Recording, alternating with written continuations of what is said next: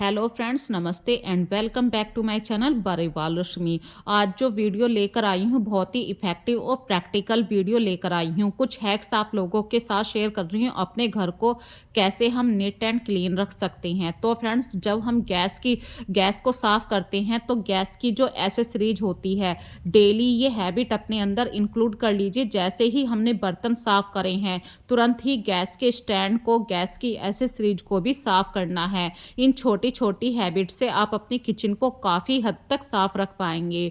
दूसरी बात शेयर कर रही हूँ, अक्सर हमारी किचन में कुछ कंटेनर खाली होते ही रहते हैं, चाहे वो ग्लास के कंटेनर हों या प्लास्टिक के कंटेनर हों। तो जैसे ही आपके कंटेनर खाली होते हैं, आप तुरंत उन्हें साफ करके स्टोर मतलब एक जगह इकट्ठा कर लीजिए। इससे जब भी आप ग्रोसरी भरेंगे, आपको ये नहीं सोचना पड़ेगा कि अभी मुझे किचन के कंटेनर को साफ करना है, सुखाना है। जब वो ऑलरेडी साफ रखे हुए मिलेंगे, आपका टाइम भी बचेगा और आप आराम से अपनी ग्रोसरी को फिलअप भी कर पाएंगे। इसी तरीके से अगला हैक आप लोगों के साथ शेयर कर रही हूँ। अक्सर हमारे घर में कभी ना कभी बाहर से कुछ खाने पीने की चीज़ें आती रहती हैं, और इस तरीके के जो डिस्पोजल बर्तन होते हैं, इनको आप स्टोरेज के रूप में भी यूज़ कर सकते हैं। जैसे कि मटर को छील के, मैंने पहले मटर को छील लिया है, अपना टाइम बचा लिया है अगले दिन की कुकिंग करने के लिए। और जो मटर मैं स्टील के बर्तन में रखती, वो मैंने डिस्पोजल बर्तन के अंदर रख लिया है। इससे ये डिस्पोजल बर्तन भी यूज़ हो गया। इसी तरीके से हमारे घर में कुछ ऐसे छोटे छोटे से कांच के कंटेनर या कांच के टिफ़िन होते हैं, ग्लास के टिफ़िन होते हैं, स्टील के टिफ़िन होते हैं। जब बच्चों को हम अचार दिया करते थे, पर आज वे टिफ़िन हमारे यूज़ नहीं हो रहे। तो इस तरीके के टिफ़िन को आप गार्लिक स्टोर करने के लिए भी यूज़ कर सकते हैं। जब गार्लिक को आप इस तरीके से स्टोर कर लेंगे, लीड लगा लेंगे, तो सर्दी हो या गर्मी हो या बरसात, कुछ ऐसी छोटे छोटे से फ्लाई सब्जियों के ऊपर आ जाते हैं, आप उनसे भी अपनी सब्जियों को काफ़ी हद तक बचा पाएंगे फ्लाई से। अगला हैक आप लोगों के साथ शेयर कर रही हूँ बाथरूम से जुड़ा हुआ। सर्दियों का मौसम चल रहा है और जहाँ पे हम अपने टूथब्रश रखते हैं या साबुन रखते हैं, भाई मेरा जो बाथरूम है वो एक ओपन बाथरूम है। यहाँ पे जो बाथरूम है नहाने वाला वो अलग है, लेकिन यहाँ पे वॉश बेसिन मैंने यूज़ नहीं कर रखा है।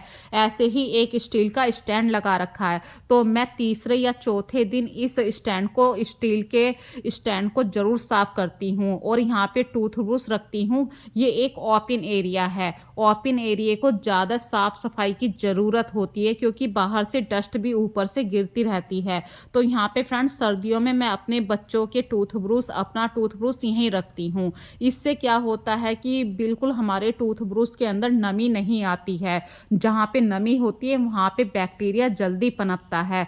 तो अपने टूथब्रश को सर्दियों के मौसम में ज़्यादा मतलब नमी के पास ना रखिए, उसे धूप भी दिखाइए। इसीलिए मैं ओपन एरिया में रखती हूँ अपने टूथब्रश।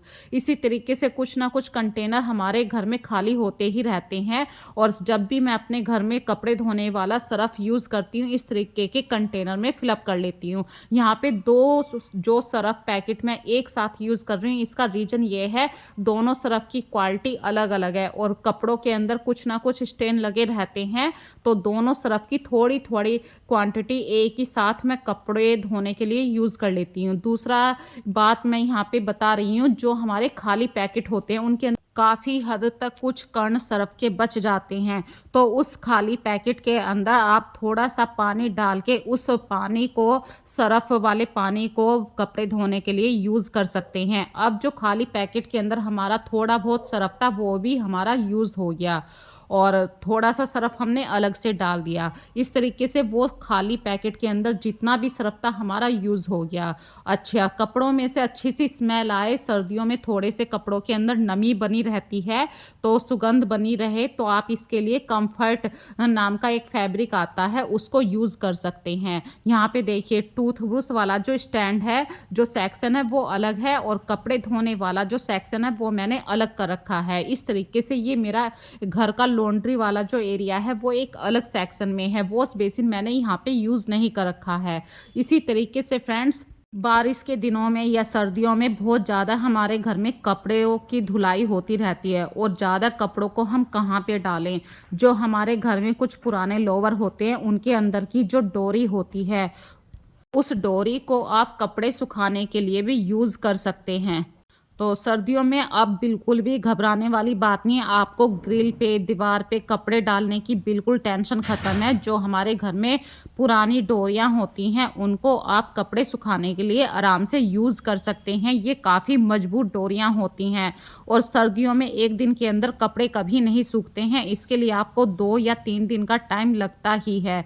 जो हमारे घर के इंडोर्स एरिये होते हैं, जैसे कि ये मेरे घर की मोम टी है, वहाँ पे मैंने 1-2 डोरी बांध रखी है ताकि मैं काफ़ी हद तक जो गीले कपड़े होते हैं उनको यहाँ पे सुखा सकूँ।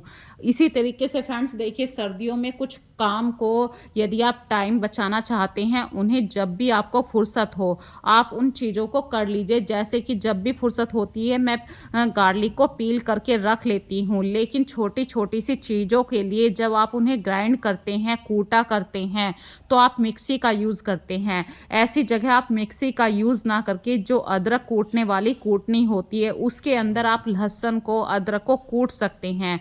जब हम इस तरीके की कूटने के अंदर लहसुन और अदरक को कूटा करते हैं, थोड़ा सा मोटा दरदरा कूटा हुआ लहसुन अदरक होता है।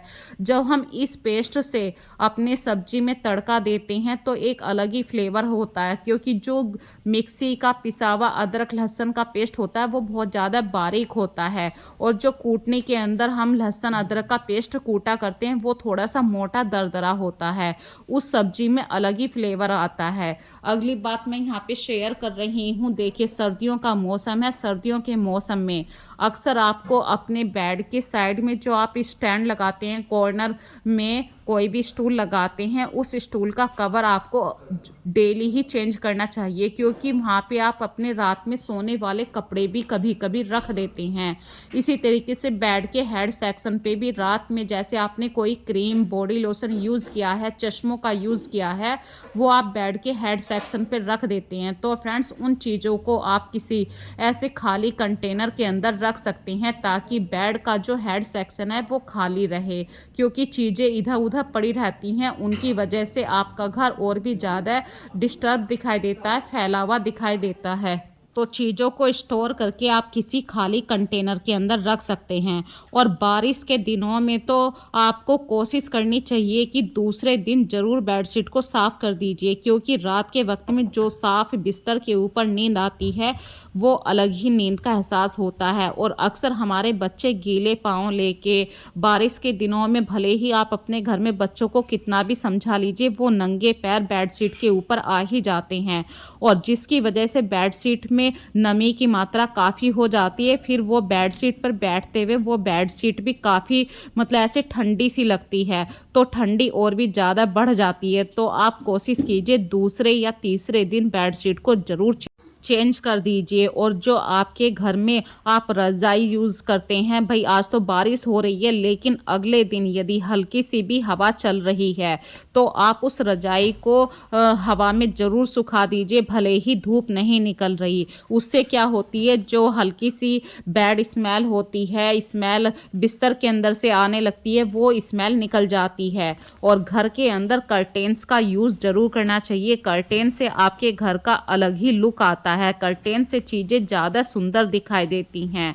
और यहाँ पे छोटी सी बात शेयर कर रही हूँ, बेड के पास ही आपको मतलब एक फुट मैट होता है या रनर होता है, वो ज़रूर यूज़ करना चाहिए। पर झाड़ू लगने से पहले आपको वो फुट मैट ज़रूर उठा लेने चाहिए। और सर्दियों के दिन में देखिए, ज़रूरी नहीं है कि रोज़ सूरज निकले, पर हल्की सी भी यदि हवा चल रही है, मौसम में हल्का सा भी मतलब आपको लग रहा है कि आज हल्के से सूरज के चांसेस हैं, तो जो फुट मैट है, रनर है, उनको धूप ज़रूर दिखा देनी चाहिए। देखिए हमारे जहाँ पे मैं रहती हूँ वहाँ पे बिल्कुल 2 दिन पहले बारिश हुई थी और सूरज अभी तक नहीं दिखाई दिया। आज चौथा दिन है, फिर भी कपड़ों को टाइम से सुखाना है। मतलब जो हवा होती है, मौसम के अंदर जो हवा होती है, बूंद, उसमें क्या होता है कि काफ़ी हद तक कीटाणुओं को, बैक्टीरिया को अलग करने की पावर होती है। तो जो फुट मैट है मैंने हवा के अंदर डाल दिए हैं। हल्के से भी हवा अगर इन्हें लगेगी, फुट मैट में से जो नमी होती है वो दूर चली जाएगी। इसी तरीके से फ्रेंड्स देखिए, विंटर वैकेशन का टाइम चल रहा है। जो आपके बच्चे स्कूल, कॉलेज या मतलब बाहर आने जाने में बेल्टों का यूज़ करते हैं, वो बच्चे आपके बेल्टों को इधर उधर टांग देते हैं। कभी इधर बेड के हेड सेक्शन पे रख दिए, उसके पास जो खूंटी होती है वहाँ पे टांग देते हैं, कहीं पर भी बेल्ट को छोड़ देते हैं। लेकिन जब इस बेल्ट की ज़रूरत पड़ेगी 4-5 दिन बाद, जब स्कूल खुलेंगे, जब बच्चे बेल्टों को ढूंढा करते हैं, मम्मी हमारी बेल्ट कहाँ गई, तो उससे बेस्ट है कि आपको जैसे ही फुर्सत मिले इन बेल्टों को फोल्ड करके एक ऐसी सेफ जगह रख दीजिए जहाँ पे आप अक्सर अपने सामान को सही से स्टोर करके रखते हैं, जहाँ पे इन चीज़ों का एक प्रॉपर प्लेस होता है। इससे क्या होगा, 4 दिन बाद भी जब आपके बच्चे स्कूल जाएंगे या उन चीज़ों की ज़रूरत पड़ेगी तो वो चीज़ें हमें टाइम से मिल जाएंगी। लास्ट वाला हैक आप लोगों के साथ शेयर कर रही हूँ। सर्दियों के मौसम में देखिए, हमारे घर में हर किसी को दवाइयों की ज़रूरत कभी ना कभी पड़ती ही रहती है। पर हम क्या काम करते हैं, दवाइयों का यूज़ कर लेते हैं और जो खाली रैपर होते हैं उन्हें हम दवाई वाले बॉक्स में ऐसे ही डाल देते हैं, या 1-2 डोज बच जाती है, वो डोज ऐसे ही महीनों तक पड़ी रहती है। जिस डोज की हमारे माइंड से मतलब उसकी मेमोरी भी ख़त्म हो जाती है कि ये किस चीज़ की डोज है, तो उस डोज को यदि आप जानते हैं तो रख लीजिए, अदरवाइज़ उस डोज को रखने का कोई फ़ायदा नहीं है।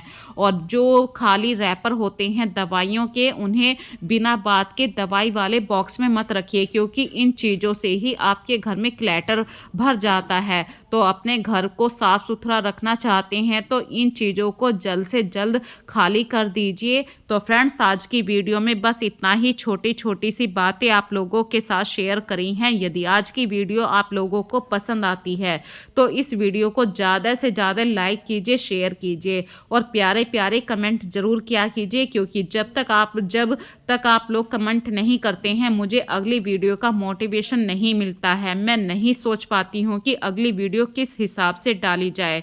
तो फ्रेंड्स, अपना ध्यान रखिए, फिर मिलेंगे एक नई वीडियो में नए टॉपिक के साथ। तब तक के लिए अपना ध्यान रखिए। So take care friends and bye bye.